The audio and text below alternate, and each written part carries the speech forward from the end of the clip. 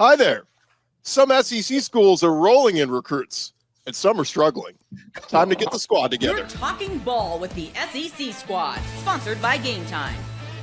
From Alabama to Tennessee, from Georgia to Oklahoma, from Auburn to Texas, it's the local experts of the Locked On Podcast Network bringing you scoops, breakdowns, and the most comprehensive preview of the upcoming SEC weekend. It's the SEC squad, and we have a seat for you. Hurt feelings and thin skin are prohibited. Squad up.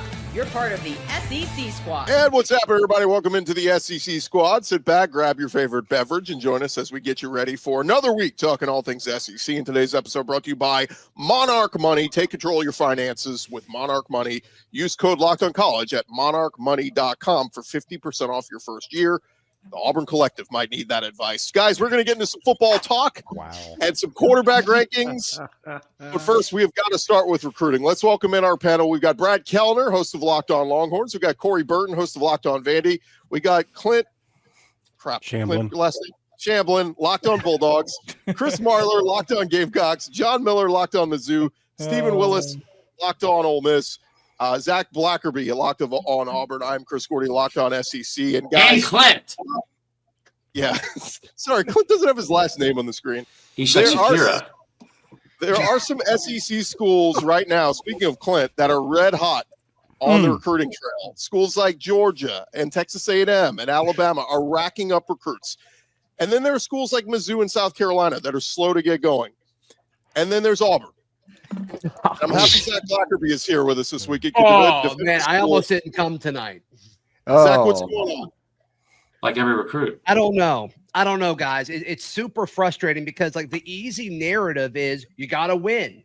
You got to win. And that would be fine if Auburn was losing to Georgia and Alabama, but they're losing commits to FSU, who's obviously coming off of a 2-win season. They just had a really talented receiver, Denarius Gray, flip to Kentucky. Once again, this is a football player, not a basketball player. And it's, there's been other guys that they lost out on a lineman to Nebraska. Steven used it a show on J.C. Anderson. Is that his last name? The tight end. So like Auburn's been in the top 3 for all these guys, but they're not closing for sure, and they're not holding on to the guys that they have. So is it just the winning and losing thing? I don't think so. I think it's deeper than that, but I don't know what the answer is. Well, Hugh's trying to get his handicap down a spot, right? I mean, he's playing a lot, supposedly. Oh, my goodness, man. Gordy, you came ready to go. I mean, that is not to go for this. That's AI, but that is not very far from reality. That looks like the cover of PGA Tour 2026. I love it. For those listening, we got a graphic up. It's the new EA Sports Auburn golf game with Hugh Freeze. Oh, I thought it was Droopy Dog. My mistake. Dude, they really captured how dead behind the eyes he's become over the last couple of years. That is perfect. That's where we draw the line. That's where we draw the line. Let's take a look at. We're recording this on Tuesday. Let's take a look at what the ranking classes look like right now. Again, this could change by the time you're listening or watching this, but Georgia's sitting up there top, A&M, Alabama, Tennessee, Texas, LSU, Florida, Arkansas. They're all in the top 21. And there's Auburn at 89th with 6 commits. This is off the heels of Auburn and Hugh Freeze signing back-to-back top 10 classes. I just look at this and say, what a disaster this is right now. Yeah, and I mean, as we discussed, I wish Eric Kane of Locked On Vols was here, but I mean, there's some traction of Auburn's top guy remaining, Hezekiah Harris. He's an edge defender, in-state player. Tennessee feels good about where they're standing with him too. So I mean, it's not great. It's certainly not great, and it's very frustrating because it's such a big 180, and it's not even a 180 from year to year. I mean, you look at what Auburn did in the transfer portal. I mean, not that long ago with Eric Singleton and Xavier Chaplin and Mason Murphy. I mean, they got some of the top transfer guys at each of their respective positions that they were needing. So then the question is, like, did they spend all their money on the portal? And then other guys are, because that seems to be the report that you keep hearing is like, I mean, that was definitely one that was pretty more public with Shadarius Tootle, Clint. The offer that Georgia made was significantly better, was the phrasing that I heard. Same with Denarius Gray to going to Kentucky, that Kentucky's offer was better. And that's a problem. Like if it truly comes down to like NIL resources, and this is kind of the narrative that's come around Auburn recruiting, that's a problem. And it's totally different from everything we've seen under Hugh Freeze up to this point. Yeah, how big is that Baylor game, by the way? If that Baylor game let's please talk about the Baylor game. Yeah, it's big, no doubt. No doubt about it. Yeah, with what is going on, if Hugh Freeze and Auburn loses that game, it could be a nuclear mushroom cloud. The panic that would go around the Auburn fan base, it would be crazy. It would be crazy. One saving grace. Like, he hasn't been winning on the football field, but the one saving grace every Auburn fan's been like, is like, well, we got top 10 recruiting class. Future. It's the future. And like Auburn's roster, I think is pretty solid right now. But let me hold on, Zach. Let me just do you a favor. Since your birthday was yesterday, at the time we're recording this, sure. I'm going to be the voice of reason here. Also, I would like to apologize to Hugh Freeze for the comment about his eyes. If you're listening, which I know you are, a big fan of the show. Anyway, Zach, the first thing I thought of was, it screams like, are we out of money? Like is Auburn out of money because of how much like they put into the last 3 cycles of the transfer portal and also the high school recruiting, the kids they brought in, which is fine. But like also the players you're losing, it sucks. But this is probably the deepest roster and team that Auburn's had in the last 10 years, right? Like the best offensive line they've had probably in the 15. You have like a top 3 receiver room. The defense is going to be good. Like, I think you're set for this year. So panicking in June, it feels kind of like a little bit like a fool's errand to do, even though all fans do it. They should have a really, really good chance to be the best team they've had in at least since 2019 this year on the field, which will obviously help all the recruiting. Yeah, but one of the things that they're also paying out is coaching. Like how many coaches have come, they're paying them. Like if you start looking through what Auburn has paid out, that is not on the recruiting trail. That is not on this new July. Now we're entered, $20.5 million that you go ahead and get out there to the football team. Auburn's been paying out to run out coaches for some time. It has to infuriate up. That's the kind of culture that sure you can try to get it back on the field this year. And I do think Auburn's going to be improved. I do. I'm with you, Marlon. But at the same time, you look at the longevity of the inside guts of the program, and this is a symptom of a reeking, rotting culture in there that has to change. Like I don't know who it is. I don't think it's all huge, but it's somebody Jimmy in Rain. there. I think that's a little overrated too. But I mean, when you look at I agree, Clint. I agree. But as far as the deals, I don't know about the culture, but as far as those individual deals that you're still having to pay, sure. But like, are you not going to pay Gene Chizik after winning a national championship? You do. I mean, Gus Malzahn, I mean, let's think about the context of that. There was all that buzz about him leaving for Arkansas, and he had just beaten back-to-back #1 teams in the span of 3 weeks. No other team has ever done that when they beat Georgia and beat Alabama, and they kind of dominated those games. Like, we've never seen that in this era of college football. Like, you're not going to pay him? Like, you're going to say that's not they worth did win the SEC. Now, the issue is like Brian Hart, like the Brian Harsin hire was atrocious, and it was awful, and it's still hurting us. The potato famine is a real thing. How long is that going to be the case, though? I mean, Hugh Freeze is 11-14 in the last 2 years. He's 1-8 against ranked teams. Yeah. The scary part for Auburn is that they should be improved no matter what this year, but they could get out of September 2-3 and still have Georgia and Bama like on the horizon, which is a nightmare. Listen, in 2014 and 2015, Hugh Freeze beat Alabama. Ole Miss was riding high.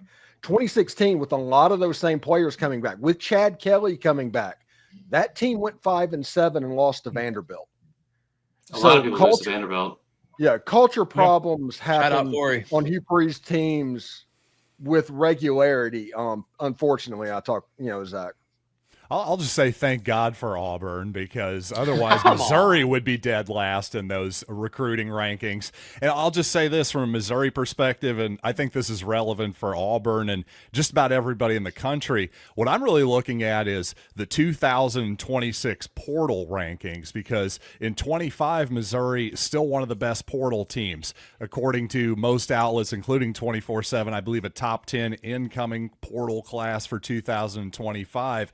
it's just going to be interesting to see the allocation of resources going forward. In other words, how much do you put towards the portal? How much do you put towards high school? Is this an allocation of resource thing? I don't know that we're going to totally know maybe until the next portal cycle. If Missouri is significantly down from what they were the last couple cycles, then I am going to get really nervous. I also think there's a staunch difference in staffs that aren't concerned about this new NIL clearinghouse and how strict they're going to be, and coaching staffs that are like, well, if you follow it to the letter of the T, like we can't offer them that amount of money. That was some of the discussion with one of the guys. There's been so many that we lost recently. I forget which one, but where that was kind of part of it. We're just talking to folks in the program. It's like, I'm not sure that deal's even legal right now. And so I don't know. And I mean, to me, I think it's a big bet just to assume that this new group is going to say what they're going to do. But I do think that's part of this too, is like, are these deals that are on the table for these kids going to be 100% legal? Hugh has always been a real stickler for the rules. So that's a good point. I don't think a lot of this is Hugh doing it though. I think it's their GM. Well, just Auburn in general. Yeah. Let's pause it right there, guys, because I don't want to spend this whole show talking about Auburn when they're dead last in recruiting. We got some actual competitive teams to talk about. Yeah, when we return here on the squad show, we do have a big thing happen this week. We'll talk about that next. Let's talk about basketball. Squad show. Hey, back to the squad in just a second, but have you ever wished managing your money felt easier? With our friends at Monarch Money, it can. Whether you're growing your savings, planning a big purchase, whatever it is, Monarch Money is going to put you in the driver's seat. It's like having your own personal CFO, giving you full visibility and control over all your finances. Monarch Money, they are more than just a budgeting app. They're a complete financial command center. They're going to let you track all your accounts, all your investments, all your spending in one place.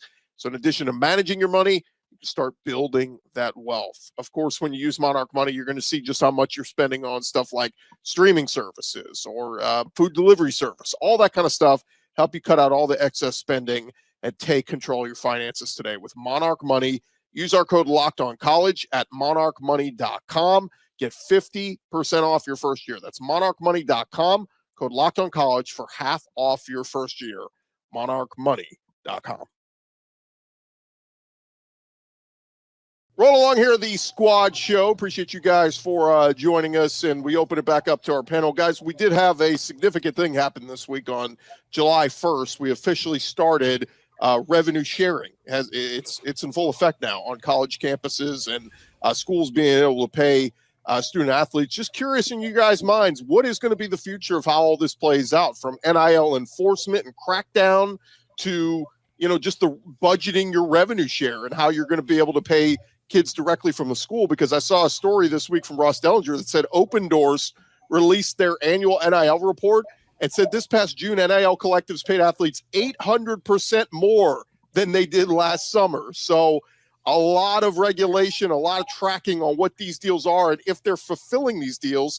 And then we got schools like Florida State that are signing kids to binding agreements saying we're going to enforce everything here. I'm curious to see how it's all going to shake out at Vanderbilt. I know with NIL, there's a lot of opportunities to get legit deals with different companies and things. So that's going to play out a certain way. The rev sharing, I haven't really dove fully into it yet, but I am curious how they're going to go between basketball and baseball, since baseball is such a highly thought of sport on our campus. The hilarious thing, really go ahead, Steven. No, you got it. Hey, the funny thing is we have Walker Jones on there. It's $20.5 million. And everybody's like, how are the schools going to raise this money? I was at Ole Miss when the athletic budget was $30 million, and now it's $140 million. And I was only there 15 years ago. They don't have to raise that money. They just means you have to have a third jacuzzi instead of a fourth jacuzzi in the training room. That is what that means. So it does bother me that the fans are probably going to be the ones that end up getting screwed by all of this.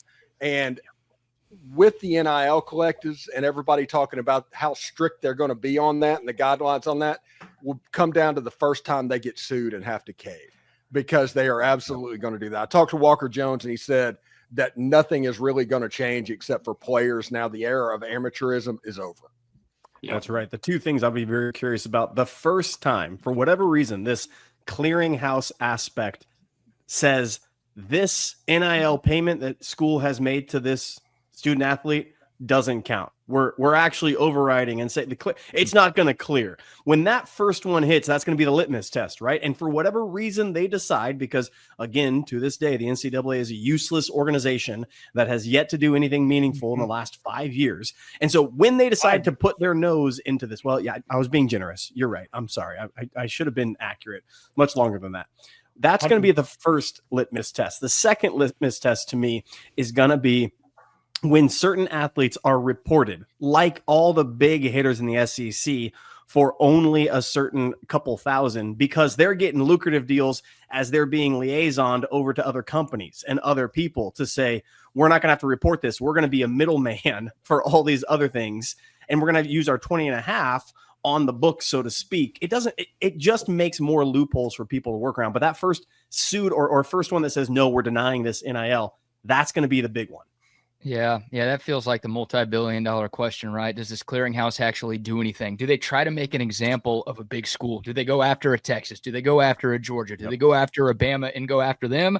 Or are they just like, hey, little San Diego State? Or it feels like SMU always gets punished by the NCAA. Hey, SMU, we're coming after you for something. Like, are they actually going to go after the big dogs fairly, or are they going to kind of do what the NCAA did and just pick and choose random schools to set an example? That's, I think, something we're all curious to see.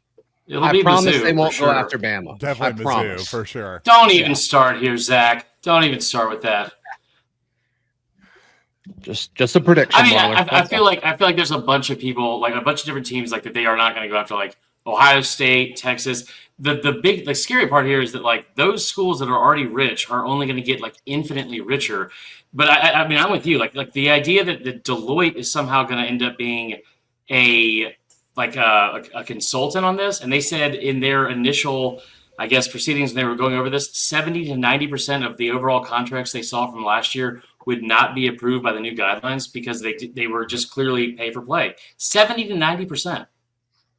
Well, those are the ones through the collectives. The actual NIL deals, they said like 90% of those were fine. So what becomes here is they want real enforcement on NIL. If you agreed to do a commercial promoting a product, make sure you're promoting the damn product and you're doing what was guaranteed. That's what the whole thing was when they were telling Johnny Manziel at the height of his fame, no, you can't do an autograph signing. You can't do anything. It's like, let the dude make what fair market value is. But here's the crazy part, guys. Define fair market value. If someone's willing to pay you $8 billion for your services, isn't that fair market? That's if that person's willing to pay you this money, that's fair market. Right. Gordy, I was told that this has lawsuits written all over it. And then what happens? Yeah. I saw go ahead, Gordy. Well, I was just gonna say, like in baseball, I think it's gotten crazy in MLB, like these ridiculous 10 and 12-year deals. They're stupid. They don't make sense. But the commissioner doesn't step in and say, hey, that's not a fair market deal. Like if a billionaire with stupid money wants to be stupid with their money, let them be stupid. Like if they want to pay a 17-year-old who's never played a down in college football $1 million, that's your bad investment.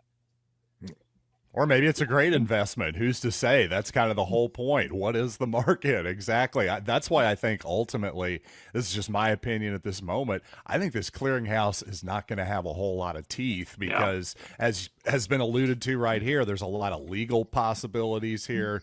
I don't see it. That's just me. Yeah. How do you define fair market? Like I think, it's going to be a race between all of the legal departments of these various athletic departments to see who can figure out the best way, the best loopholes, the most lucrative ones, the ones that can get you the most victories. Quite simply. But we have seen this in sports. This is arbitration in Major League Baseball. Right. A team says, I'm going to pay this or I deserve this. And they say, well, no, you got to go to arbitration. And we determine what that fair market value is. That's what we're going to determine. Where does this clearinghouse land? Major League Baseball has a players union. That's the difference. They do. And this is what I'm saying is, we're going to determine. That's why like the first or second or third one comes out. They're defining how to do it. Because if the first school they come up against is maybe the Ohio State or the Texas or the Georgia, and they just say, screw you, we're going to keep doing it and like come after us, like do whatever you can and we'll fight it out in court, but we're going to disregard you. Okay, that lands on one end of the spectrum. The NCAA tries to throw away whatever they can, which is not much. then we say, okay, now it's sliding to another way. And does it inevitably become a players union? Like the Northwestern kid from 10 years ago wanted when he came out and started this whole thing. Well, they've also like become like deduced from like being like the police of the situation and monitoring everything to basically hall monitors with no real power and are just kind of still etched up on this like little, pedestal that they think that they are still governing the entire existence of the sport. I think you're right, Clint. The first thing that's going to happen is they're going to tell someone, hey, that guy's not eligible because he got paid too much money for blah, blah, blah. And Ohio State or Texas or Bama is going to look at him and be like, we don't care. Like, we do not take you seriously. You're not important anymore. Well, let Sankey go filibuster about it, and we're going to play this weekend. I think it's going to be interesting to see who the court of public opinion, which side it comes down on, as far as we're talking about potential legal battles here, essentially between the players and the universities, the ADs. Is the public going to side with the players? That's been kind of the trend in pro sports, but this is really different. We're talking about really overhauling an entire sport here, more or less, and how it's worked. I don't know. It's going to be interesting. That's all I'm saying. That's a fascinating question because, I mean, you talk to a lot of the like college football truthers and traditionalists, which is a big chunk of the fan base. Of course. Big chunk of our fan base. I think it might be a situation where the public opinion, I mean, I think it's going to be split for sure, but I think you're going to see a lot of people saying like, yes, please fix the sport that I love because this isn't working. No doubt. Well, the one thing I think that's not going to happen, I've talked to some people in the know. Some people said, just make them all employees. There are so many problems going down that road if you have to pay them salaries. And if you're a state school, guess what? They're suddenly a state employee. You now have to have holidays off, federal holidays. Like, there's a bad, dangerous road to go down with that. Can I also say, teams like Notre Dame, this won't fly for football players to be employed by the University of Notre Dame. There's only certain coaches that go to Notre Dame because you have a character clause that is in the school that when you become an employee, you must sign. And certain coaches said, I'm not going there. I'm sorry. I can't agree to it. You think that now what happens? Now do you make an exception for those employees instead of the other employees of the school? It opens up. This is a madhouse that nobody thought of before NCAA decided not to care about anything and let it get to this point and get Todd Gurley for getting $400 for an autograph. Like, this is the paved road that we end here. It's craziness that we're going towards. Also, you imagine Brian Kelly value for a Todd Gurley autograph at that time. Would you say, Clint? What'd you say? Fair market value for a Todd Gurley autograph at that time. What would you say? At that time? Oh my gosh. I think that could have sold for an autographed jersey. Todd Gurley probably could have sold in the hotel lobby for $1,500 easy. Yeah. Like, so is that fair market value for Deloitte? I don't know. What would they say? That's right. And he could have charged $100 a head. Like, line him up and crank him out. Good for him. Right, this has been a very serious conversation. When we come back, let's have a little bit of fun. The NCAA video game college football is a week from coming out. They put out their quarterback rankings. We'll take a look at where the SEC quarterbacks fell in that category coming up next. SEC squad talking more ball. And fellas, if you missed it, we're a little over a week away from the next iteration of the college football playoff video game coming out. And by the way, Zach, good news. The basketball game is going to come out in 2028. So you'll be able to play with Auburn in that game. Thank goodness. But the quarterback rankings came out. I'm curious what you guys think of these rankings. Coming in as the three best quarterbacks in the game, they have Cade Klubnik, Garrett Nussmeier, Drew Aller at 92 overall. Rest of the SEC, Lenore Sellers coming in at number 5 at a 91. John Mateer, also a 91 overall. Arch Manning, a 90. Guys started 2 games in college, and then DJ Lagway at 90. So overall thoughts on where some of the SEC guys rank in this list? I like Lenore Sellers being up there. I'll say that. I'm glad he got some respect put on his name. And I will say former SEC guy Carson Beck, probably the most overrated guy there at 91 to me. Ooh, I would disagree. Dude, he is going to put up ridiculous numbers when he goes to... Is he healthy? Not mentally or emotionally, but he's going to be fine. And like he's going from a situation. He's going from a situation at Georgia where he had to play like half his schedule against top 20 opponents, top 10, top 20 defenses, and now he's going to go to a Miami team that's going to play in the ACC. And I think last year Cam Ward, I think they played 2 ranked opponents all year, and 8 or 7 or 8 of their 12 opponents in the regular season were outside of the top 50 in pass defense. Like, he is going to have a monster season if he throws anybody. Yeah, Nico Iamaleava being ahead of Diego Pavia is kind of interesting, at least. Yeah, it's very interesting. I mean, he won the head-to-head matchup, but Tennessee beat Vandy. Tennessee was supposed to beat Vandy, but Nico is not a better quarterback than Diego Pavia. No, I totally agree with you. I was just about to say that. Also, that number 13 there, making $8 million, but being the 13th best quarterback in the country is kind of like what we were just talking about, just kind of a bizarre thing. Good job, Duke. Luke Altmaier got ran off from Ole Miss. Yeah, Luke Altmaier got ran off from Ole Miss for Jackson Dart at number 14. I think Luke's going to have a really good season for Illinois. I think so as well. He's going to have a great season. I think John Mateer and 91 overall. I think that might be a little high, but he's probably going to be very fun to play with in the game because he's so mobile. So that should be I'm glad we have Brad Kellner here. Go ahead, Corey. I was going to say very mobile in a quarterback-friendly system, too. That's going to be fun to play with. I want to ask Brad this because, Brad, this has been a big topic of discussion the last few weeks is what is Arch? He's getting so much hype, so much love. Everybody's loving on him, but do we think it's a little over the top? Where are we with Arch? Well, it depends on who you ask, right? I mean, for Steve Spurrier, it's it's nothing. But for some guys, he's getting incredibly overhyped. I feel like 90's accurate. I don't really know where to put him when it comes to these ratings. I will say this, Gordy, you said he only started 2 games. In those 2 starts, and really just for the entirety of the season, Arch Manning had the same number of total touchdowns as DJ Lagway did last year. And Lagway started 5 more games than Florida did. So that's not like, oh, Lagway's bad. I think Lagway's really good. That just shows you what Arch Manning was able to do in a really small sample size. So the people who say, oh, he hasn't done anything, he hasn't played at all, like when he was on the field, he put up good numbers, but of course he hasn't played a whole lot. So he's one of the toughest. He's one of the toughest people to judge in college football. Right? Okay, you just hit my nerve. You just hit my nerve because this is lunacy. Arch Manning has played nobody in those games. Of those games, he played everybody outside of like a top 90 defense. 80% of his stats came against nobodies in college football. And when he played somebodies, he was something like 3-9. They didn't score a touchdown on the drives. He comes in against Georgia on a down year defensively. Look, Arch Manning could be good. I have no idea if he will or not. And I'm not saying that. He could be great. What I'm saying is everybody ready, Paul Feinbaum ready to crown him the prince of college football, cracks me up because no one ever applies the same metrics we're applying to Arch Manning to anyone else. Yeah. Sellers has more pure athleticism, pure talent, and statistical analysis. He should be 95. If Arch is 90, Lenore Sellers should be 96, 97, something like that. I am confused. I'm not, Brad. I'm not blaming you. I am, Brad. I definitely am. No, you're not. You're a Texas guy. Well, look, like these EA Sports is trying to sell video games, right? Paul Feinbaum is trying to get clicks. He's trying to get impressions. What's going to move the needle? It's talking about Arch Manning.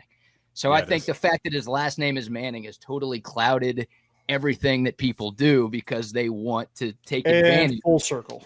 He's a Kardashian. He's a Kardashian of college football. Yeah, it's kind of interesting. He got a BBL. Yeah, well, Kim's put up big numbers. They put up big numbers as a family, so maybe Arch is going to do the same thing. I don't know. I just want to ask a question of Gordy. You're telling me, Gordy, we started this entire episode with Auburn hate. We then went to NIL, and we're finishing with EA Sports quarterback. And we're not talking about the greatest run of recruiting we have seen in a dang long time by Kirby Smart. I wanted to give you a chance. This man is out here in the era of NIL when people said Kirby Smart is dead because he can't. Now he has to compete with all the big boys in college football, and he is pulling recruits from everywhere. Hitting the month of June is now thus called the year of our Lord Kirby Smart. Like the whole month is now just Kirby's time. A month is a year? It's not a year. It's a month. Is the year. Okay. Look, I couldn't make the saying work with just a month. It's the Shambling calendar. Thank you. And then you just fumbled it right there. I know. I did. You're right. Georgia with 20 more commits than Auburn, by the way. They had 14 in June alone. I tell you, the thing about what Kirby's doing now, too, because he's always done this, when it's like what he's built, obviously, at Georgia, like it's 5 stars and blue chip, top 100 players everywhere. It's also taking 3 stars, turning them into first-round draft picks. The scary part of what he's doing now some of it feels almost like it's personal. Like PJ Dean yesterday was 30 minutes before his commitment was like a lock to South Carolina. And it almost just feels like, you know what? I don't really like Beamer. You remember that outburst I had on the field against him a couple years ago? Yeah. I'm going to go ahead and take this because I want it. And he is on a roll, man. 14 commits in the month of June. And you're looking at guys like Morgan, Bell, Cooper. I know they might be committed. The wide receiver, running back, plus Tyler Atkinson. 2 more 5 stars potential, 4 more 4 stars potential to round out this class and jump all the way up. I'm telling you. How many players are they going to get? We've lost count. It's Kirby's world, and he doesn't care. He has, it's personal to him. You're exactly right. I do truly think that he just got sick and tired of people saying, and going back to the NIL conversation, when you make people a level playing field with a guy like Kirby Smart, you've made people, instead of fight at distance, say you have to get in the ring. You limit the scope of where they can go. He's going to win most of those battles. With a level playing field isn't the level when you got skill and talent. I can't believe this heater is on. I called this the most important recruiting class in Kirby Smart's era, even year 1 and 2. I think this is it. This is a trajectory year for Georgia, from dominating to everybody talking a step back, everybody doubting them, everybody saying Gunnar Stockton can't play.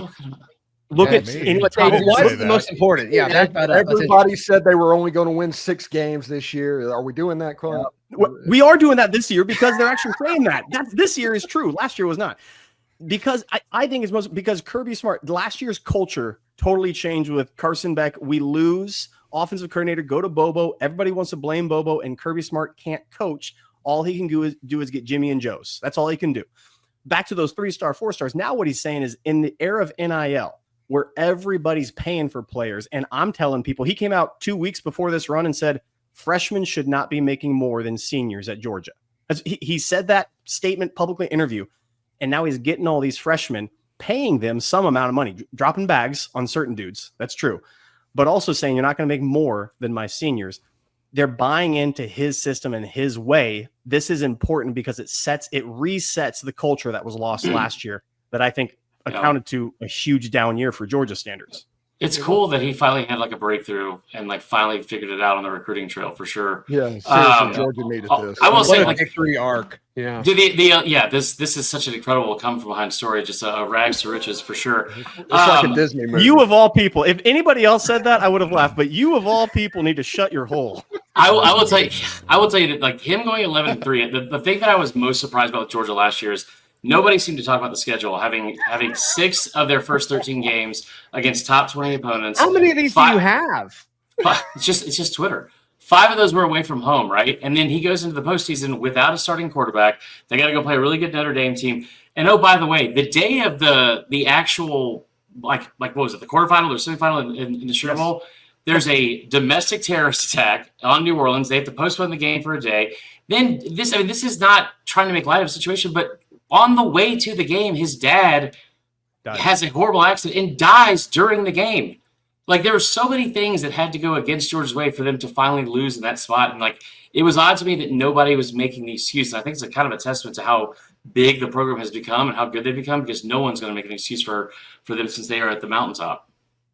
Well, we'd be real too. I mean, Saban not around anymore has really opened the door for Kirby to just run roughshod on recruiting. Yeah, that's true. Yeah, still lose to DeBoer, but yeah. Sorry, Clint. Well, we'll end today's show with a picture of Hugh playing golf again. We know that's going well. So I want Marler right now on SEC Squad Show. I want you to put your money where your mouth is right now, Marler. Oh, you think I have what money? Are you putting on the game? You think I have? I have predicted Georgia to beat and win that game every year for the last 5 years in a row. Emotional hedging. It's called emotional hedging. I know what you're doing. That's a fun way of saying that I don't know what I'm talking about. I feel like they should have won most of those games. You're a more talented team. You're playing against Jalen Milroe. You're talking about all these people that they were talking so poorly about Kirby Smart. The amount of Georgia fans and media that were, the way they spoke about Nick Saban and the fall off. My God, I tell you what. Tell me how many players tear an ACL before that game that are starting receivers, and I'll tell you how much I'll put on the game. Because that's the only time Kirby's beaten Bama in the last, I think, 9 years. How'd that go for you, Clint? Wasn't Brock Bowers and Lad McConkey? They were hurt in the SEC title game. Was that a bet? Is any money exchanging? There's no bet yet. What's the bet? He's not making one. All right, Zach, I need to borrow $100. I need to borrow $100, Zach. Clint, it's $100. 4-1 odds. Zach is not pleased. Zach's like, I'm not doing that. Yeah. On a side note, Vandy beat out Coach Prime for a recruit today, so that's cool. Let's extend the show. I want to thank John Miller because I think it's really cool that he wore a Janai Broom jersey to this recording. Did he really? Yeah, it's a throwback too. It's from 72 and the year he was born. That's never mind. Sorry. Well, one of our as we close fathers. this out, hopefully you guys are listening to this or watching this, getting ready for the 4th of July. And Zach Blackerby wore his 4th of July America shirt. Brad Kellner, in honor of July 4th, wore a Domino's shirt, so that's good. Nothing better than Domino's pizza in a pool party. Gordy, why don't we go around? All of us say our least favorite country just to kick off July 4th. You know what I mean? I'll go last. You start. I tell you what, I don't love Greenland. It doesn't make a lot of sense to me, for one. Also, Peru's kind of confusing. It's just like the entire west coast of South America. What are we doing there? Or is that Argentina? I don't know. It's not Peru. It's not Peru, right? Yeah. It's Chile. So I'm still stuck on the. It's not Chile. Chile was in TLC. There's a lot of things I think geographically speaking, we have a lot to fix. We don't need 2 Dakotas. You are fascinating. You just exist, Marler. Yeah. Thank you. Like you as a human just exist. And Cal and Stanford should not be allowed to charge for school if you are in the Atlantic Coast Conference. Stanford and Cal should absolutely not be able to do that. But back to the Dakotas. We don't need 2 Dakotas. By the way, I was just in California and I was on Cal's campus and I could see the Atlantic or the Pacific Ocean from Cal's campus, and they're in the ACC. It's in the bay. Yeah, it's a good point. Pretty crazy. All right, I'm getting the red light. We got to wrap up. Remember to follow and subscribe to your favorite SEC show, whether that's Zach Blackerby with Locked On Auburn to hear about how they suck at recruiting, or if you want to hear Clint Chamblin brag about the Bulldogs and have the best recruiting class in the SEC. You could do that as well. Or, if you want to just listen to Chris Marler gush about the Gamecocks, or Corey Burton talk about Vandy beating Colorado in recruiting, or Brad Kellner gushing over Archmania. It's all there for you. And, of course, Stephen Willis. Check out his new set with Locked On Ole Miss. All of these shows you can find wherever you find your podcast, part of the Locked On Podcast Network, covering your team every day. Wow, I hated all of that. Yeah, you hate fun? What just happened?